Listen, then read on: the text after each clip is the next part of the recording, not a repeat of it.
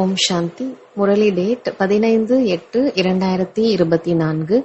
காலை முரளி பாப்தாதா மதுபன். பாபா கூறுகின்றார், இனிமையான குழந்தைகளே, உங்களுக்கு உண்மையான சுதந்திரம் கொடுப்பதற்காக, யம தூதுவர்களின் தண்டனைகளிலிருந்து விடுவிப்பதற்காக, ராவணனின் அடிமைத்தனத்திலிருந்து விடுவிப்பதற்காக தந்தை வந்திருக்கின்றார். கேள்வி: தந்தை மற்றும் குழந்தைகளாகிய நீங்கள் புரிய வைப்பதில் முக்கிய வித்தியாசம் என்ன இருக்கின்றது? பதில்: தந்தை புரிய வைக்கின்ற பொழுது இனிமையான குழந்தைகளே என்று கூறி புரிய வைக்கின்றார். இதன் மூலம் தந்தையின் விஷயங்கள் அம்பு போன்று பதிகின்றது. குழந்தைகளாகிய நீங்கள் சகோதரர்களாகிய தங்களுக்குள் புரிய வைக்கின்ற பொழுது இனிமையான குழந்தைகளே என்று கூற முடியாது. தந்தை பெரியவராக இருக்கின்றார். அதனால்தான் அவரது விஷயங்கள் நமது மனதில் தாக்கத்தை ஏற்படுத்துகின்றது. அவர் குழந்தைகளுக்கு உணர வைக்கின்றார், குழந்தைகளே, உங்களுக்கு வெட்கமாக இல்லையா? நீங்கள் பத்தீத்தமாகி விட்டீர்கள், இப்பொழுது பாவனமாக ஆகுங்கள். ஓம் சாந்தி. எல்லையற்ற ஆன்மீக தந்தை எல்லையற்ற ஆன்மீக குழந்தைகளுக்கு வந்து புரிய வைக்கின்றார் என்பதை எல்லையற்ற தந்தை மற்றும் எல்லையற்ற குழந்தைகள் மட்டுமே அறிவர். வேறு யாரும் எல்லையற்ற தந்தையையும் அறியவில்லை, தன்னை எல்லையற்ற குழந்தை என்று ஏற்றுக்கொள்வதும் இல்லை. பிரம்மாவின் வாய்வழி வம்சத்தினர்கள் மட்டுமே அறிவார்கள் மற்றும் ஏற்றுக்கொள்வார்கள். வேறு யாரும் ஏற்றுக்கொள்ளவே முடியாது. பிரம்மாவும் கண்டிப்பாக தேவை. அவரைதான் ஆதி தேவன் என்று கூறுகின்றோம். அவரிடத்தில்தான் தந்தை பிரவேசம் ஆகின்றார். தந்தை வந்து என்ன செய்கின்றார்? பாவனம் ஆக வேண்டும் என்று கூறுகின்றார். தந்தையின் ஸ்ரீமத் என்னவெனில், தன்னை ஆத்மா என்று நிச்சயம் செய்யுங்கள். குழந்தைகளுக்கு ஆத்மாவின் அறிமுகமும் கொடுத்திருக்கின்றார். ஆத்மா நெற்றியின் நடுவில் வாசம் செய்கின்றது. ஆத்மா அழிவற்றது. இதன் சிம்மாசனம் இந்த அழியக்கூடிய ஷரீரமாகும் என்று பாபா புரிய வைத்திருக்கின்றார். ஆத்மாக்களாகிய நாம் அனைவரும் நமக்குள் சகோதரன் சகோதரர்களாக இருக்கின்றோம். ஒரு தந்தையின் குழந்தைகளாக இருக்கின்றோம் என்ற விஷயத்தை நீங்கள் அறிவீர்கள். ஈஸ்வரன் சர்வ வியாபி என்று கூறுவது தவறு. நீங்கள் நல்ல முறையில் புரிய வைக்கிறீர்கள். ஒவ்வொருவரிடத்திலும் 5 விகாரங்கள் பிரவேசம் ஆகியிருக்கிறது என்று நல்ல முறையில் புரிய வைக்கின்ற பொழுது இவர்கள் சரியாகத்தான் கூறுகின்றனர் என்று நினைக்கின்றனர். நாம் சகோதரன் சகோதரர்கள் எனில் அவசியம் தந்தையிடமிருந்து ஆஸ்தி அடைய வேண்டும். ஆனால் இங்கிருந்து வெளியில் சென்றதும் மாயையின் புயல்களில் சென்று விடுகின்றனர். மிக சிலரே நிலைத்து நிற்கின்றனர். அனைத்து இடங்களிலும் இந்த நிலை ஏற்படுகின்றது. சிலர் சிறிது நன்றாக புரிந்திருக்கின்றனர் எனில் அதிகம் புரிந்து கொள்வதற்கு முயற்சி செய்கின்றனர். இப்பொழுது நீங்கள் அனைவருக்கும் புரிய வைக்க முடியும். ஒருவேளை யாராவது அதிகம் கவனம் செலுத்தவில்லை எனில் இவர் பழைய பக்தன் கிடையாது என்று கூறுவீர்கள். இந்த விஷயங்களை புரிந்து கொள்பவர்கள்தான் புரிந்து கொள்வர். யாராவது புரிந்து கொள்ளவில்லை எனில் பிறகு புரிய வைக்கவும் முடியாது. உங்களிலும் வரிசை கிரமம் இருக்கிறது. யாராவது நல்ல மனிதராக இருந்தால் அவருக்கு புரிய வைப்பதற்கு அதற்கு தகுந்தாற் போன்று அனுப்பப்படுகின்றனர். நன்றாக புரிந்து கொள்ள வேண்டும்.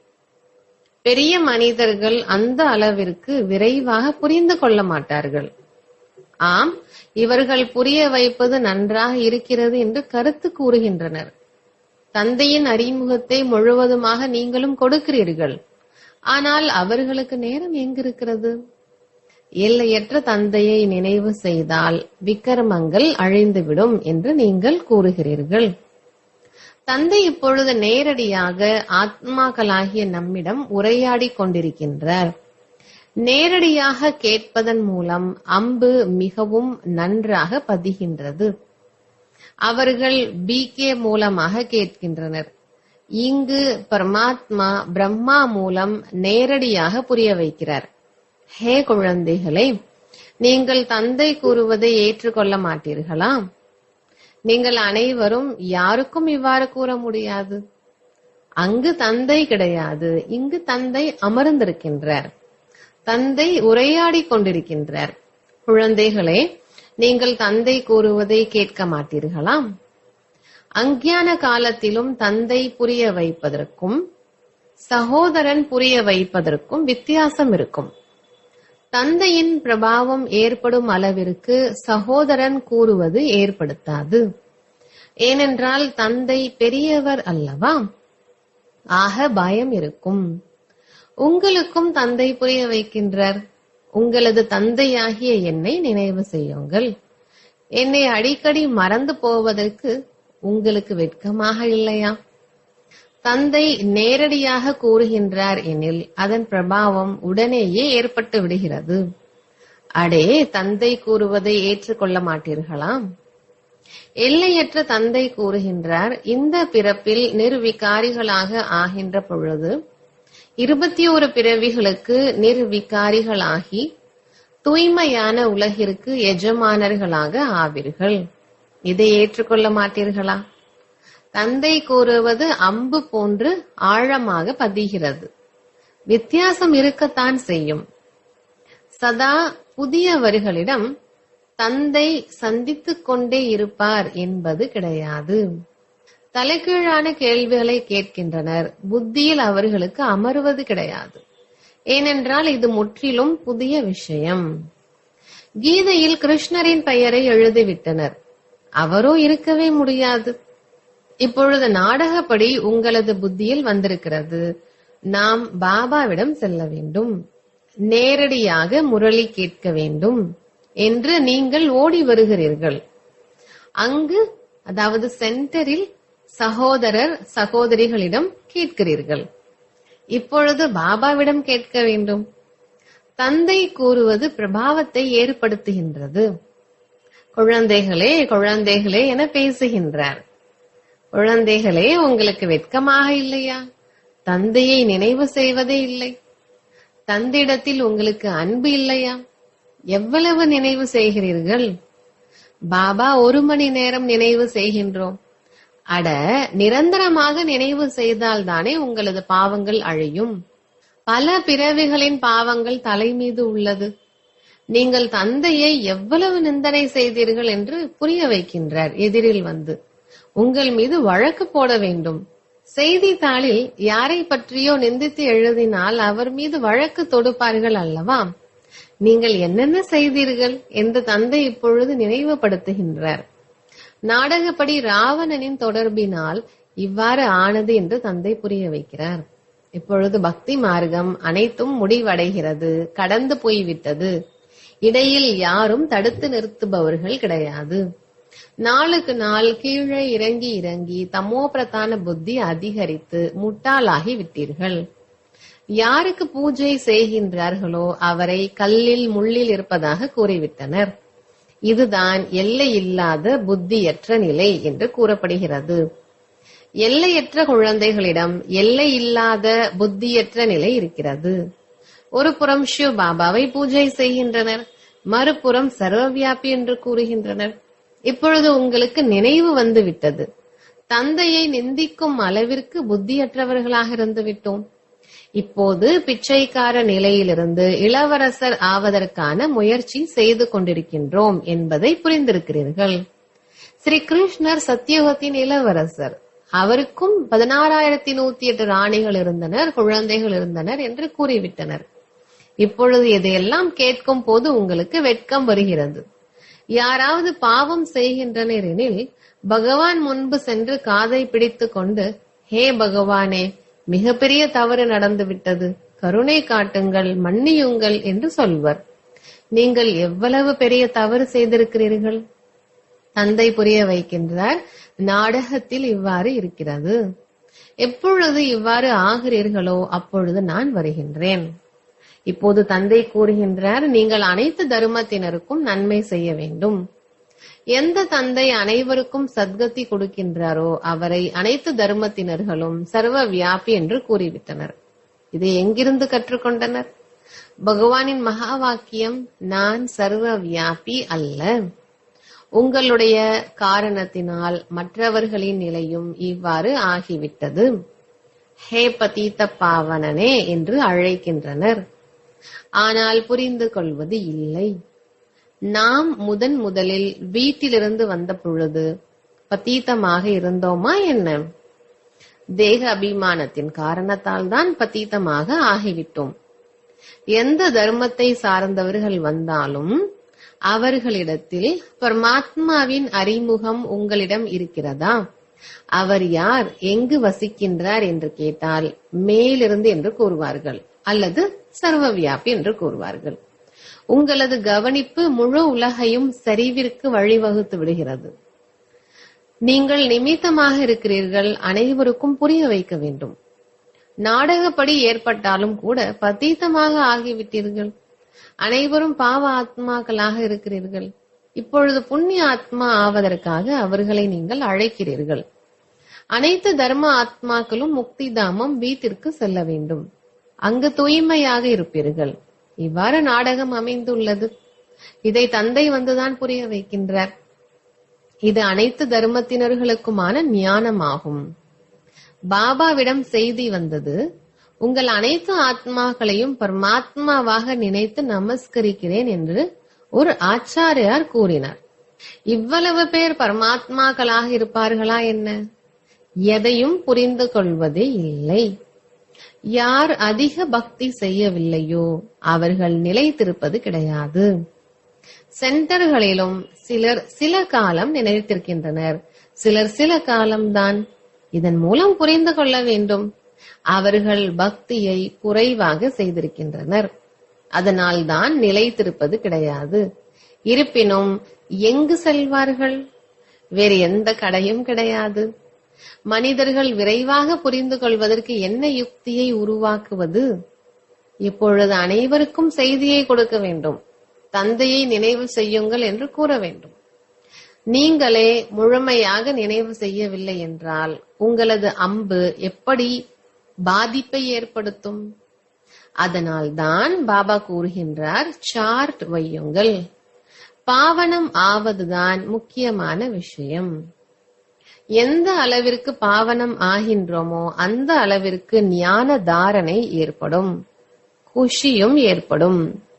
குழந்தைகளுக்கு அதிக குஷி ஏற்பட வேண்டும், நாம் அனைவரையும் முன்னேற்றுகிறோம் என்று. தந்தை வந்துதான் சத்கதி கொடுக்கின்றார். தந்தைக்கு துக்கம் மற்றும் குஷிக்கான விஷயமே கிடையாது. இது நாடகத்தில் உருவாக்கப்பட்டுள்ளது. உங்களுக்கு எந்த துக்கமும் கூடாது. தந்தை கிடைத்து விட்டார், வேறு என்ன வேண்டும்? தந்தையின் வழிப்படி நடந்தால் போதும். இந்த அறிவுரைகளும் இப்போதுதான் கிடைக்கிறது, சத்தியுகத்தில் இல்லை. அங்கு ஞானத்தின் விஷயம் இருக்காது. இங்கு உங்களுக்கு எல்லையற்ற தந்தை கிடைத்திருக்கின்றார் எனில் உங்களுக்கு சொர்க்கத்தை விடவும் அதிக குஷி இங்கு இருக்க வேண்டும். நீங்கள் அயல் நாட்டிற்கு சென்றும் இதை புரிய வைக்க வேண்டும் என்று தந்தை புரிய வைக்கின்றார். அனைத்து தர்மத்தினர் மீதும் உங்களுக்கு கருணை ஏற்படுகிறது. ஹே பகவான், கருணை காட்டுங்கள், ஆசீர்வாதம் செய்யுங்கள், துக்கத்திலிருந்து விடுவியுங்கள் என்று அனைவரும் கூறுகின்றனர். ஆனால் புரிந்து கொள்வதில்லை.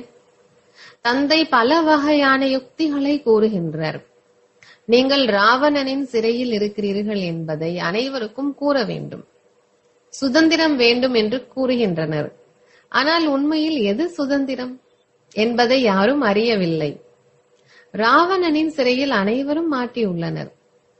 இப்போது உண்மையான சுதந்திரம் கொடுப்பதற்காக தந்தை வந்திருக்கின்றார். இருப்பினும் ராவணனின் சிறையில் அடிமைகளாகி பாவங்கள் செய்து கொண்டே இருக்கின்றனர். உண்மையான சுதந்திரம் என்றால் என்ன என்பதை மனிதர்களுக்கு கூற வேண்டும். இங்கு ராவணனின் ராஜ்யத்தில் சுதந்திரம் கிடையாது என்று பத்திரிகைகளிலும் போட வேண்டும். மிகவும் அளவாக எழுத வேண்டும். அதிகமாக எழுதினீர்கள் என்றால் யாரும் புரிந்து கொள்ள மாட்டார்கள். உங்களுக்கு சுதந்திரம் இருக்கிறதா என்று கேளுங்கள். நீங்கள் ராவணனின் சிறையில் மாட்டி இருக்கிறீர்கள். உங்களது பிரபாவம் அயல் நாட்டினருக்கு ஏற்படும் பொழுது பிறகு இங்கிருப்பவர்களும் புரிந்து கொள்வர். ஒருவரை ஒருவர் ஆக்கிரமித்துக் கொண்டிருக்கின்றனர். ஆக இது சுதந்திரமா என்ன என்று அவர்களிடம் கேளுங்கள். சுதந்திரத்தை உங்களுக்கு தந்தை கொடுத்து கொண்டிருக்கின்றார். ராவணனின் சிறையிலிருந்து சுதந்திரம் கொடுத்து கொண்டிருக்கின்றார். நாம் சத்தியுகத்தில் சுதந்திரமாகவும் மிகவும் செல்வந்தர்களாகவும் இருந்தோம். யாருடைய திருஷ்டியும் விழுவதில்லை. எப்பொழுது பலவீனமாக ஆகிறீர்களோ அப்பொழுது அனைவரின் திருஷ்டியும் உங்களது செல்வத்தின் மீது விழுகிறது. முகமது கஜினி வந்து கோவில்களில் கொள்ளையடித்தார் எனில் உங்களது சுதந்திரம் நீங்கிவிட்டது. ராவணனின் ராஜ்யத்தில் அடிமைகளாக ஆகிவிட்டீர்கள். இப்பொழுது நீங்கள் புருஷோத்தம சங்கம் யுகத்தில் இருக்கிறீர்கள். இப்பொழுது உண்மையான சுதந்திரம் அடைந்து கொண்டிருக்கிறீர்கள். அவர்கள் சுதந்திரத்தை புரிந்து கொள்வதே இல்லை. ஆக இந்த விஷயத்தையும் யுக்தியாக புரிய வைக்க வேண்டும். யார் கல்பத்திற்கு முன்பு சுதந்திரம் அடைந்திருந்தார்களோ அவர்கள்தான் ஏற்றுக்கொள்வார்கள். நீங்கள் புரிய வைக்கிறீர்கள் என்றால் முட்டாள்களை போன்று எவ்வளவு வாக்குவாதம் செய்கின்றனர். நேரத்தை வீணாக்குகின்றனர் எனில் பேசுவதற்கு மனம் விரும்புவதில்லை. தந்தை வந்து சுதந்திரம் கொடுக்கின்றார். ராவணனின் அடிமைத்தனத்தில் அதிக துக்கம் இருக்கிறது. அளவிட முடியாத துக்கம் இருக்கிறது. நாம் எப்பொழுது தூய்மையான தேவதைகளாக ஆகின்றோமோ அப்பொழுது ராவண ராஜ்யத்திலிருந்து விடுபட்டு விடுகின்றோம். இதுதான் சுதந்திரம். உண்மையான சுதந்திரத்தை தந்தை வந்துதான் கொடுக்கின்றார்.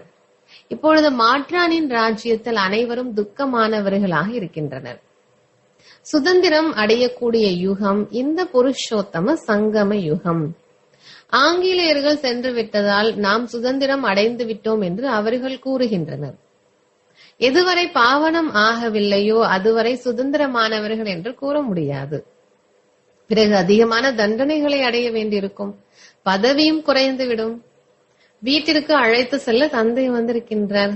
அங்கு அனைவரும் சுதந்திரமாக இருப்பார்கள். நீங்கள் அனைத்து தர்மத்தினருக்கும் புரிய வைக்க முடியும். நீங்கள் ஆத்மாக்கள்.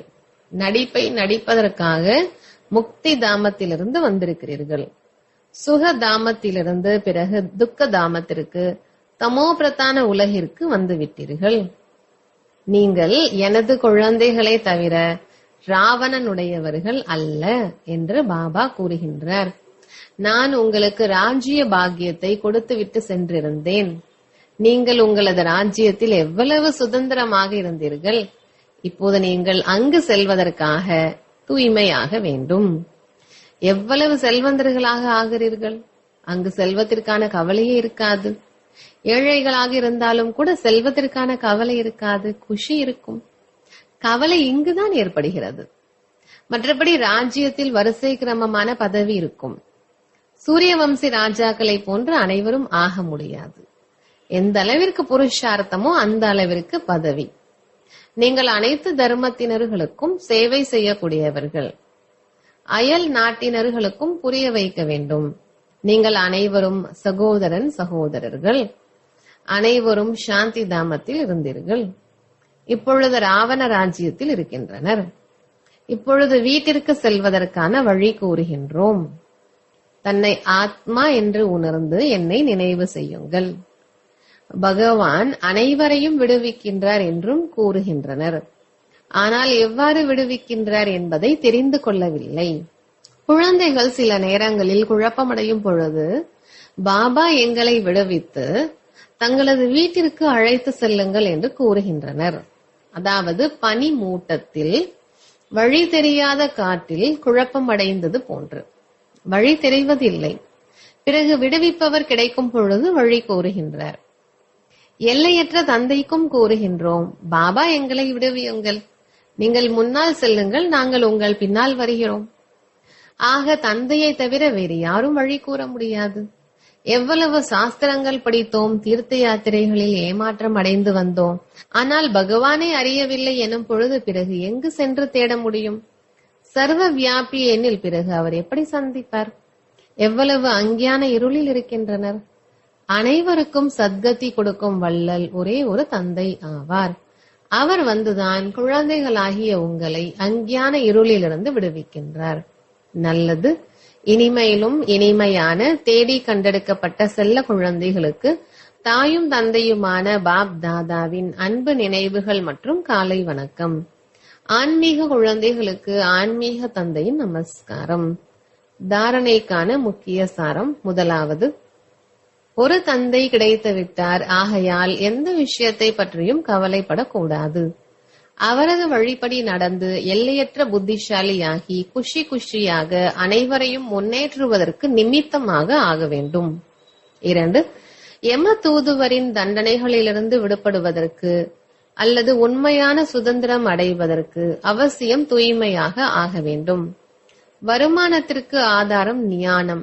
இதை தாரணை செய்து செல்வந்தர்களாக ஆக வேண்டும். வரதானம்: ஞானத்தின் ஒளி மற்றும் சக்தியினால் தவறை கூட சரியாக மாற்றும் அளவிற்கு ஞானம் நிறைந்த ஆத்மா ஆகுங்கள். விளக்கம்: ஞானமே ஒளியும் சக்தியும் என சொல்லப்படுகிறது.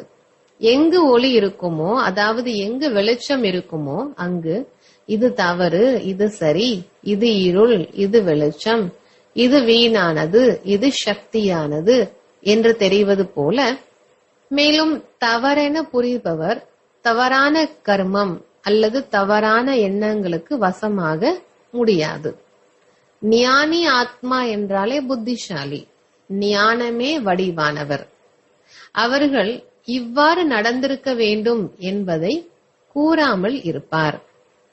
ஆனால் அவர்களிடம் எதிர்மறையான விஷயம் கூட, அதாவது தவறு போன்ற விஷயத்தை கூட நேர்மறையாக, அதாவது சரியாக மாற்றிவிடும் சக்தி இருக்கும்.